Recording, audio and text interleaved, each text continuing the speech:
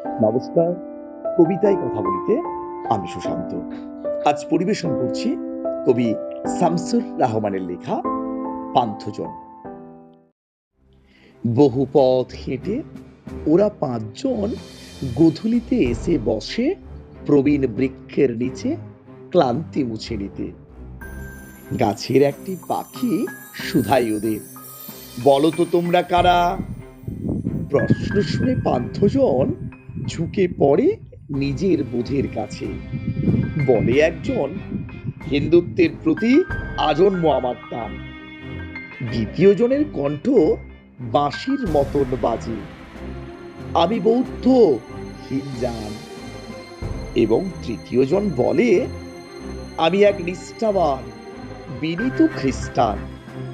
চতুর্থ পথিক করে উচ্চারণ, আমার ঈমান করেছি অর্পণ আমি খোদার আরশে, আমি তো মুসলমান। পঞ্চম পথিক খুব কৌতূহল বসে, কুড়িয়ে পতঙ্গ এক বলে স্মিত স্বরে, আমি মানব সন্তান। নমস্কার।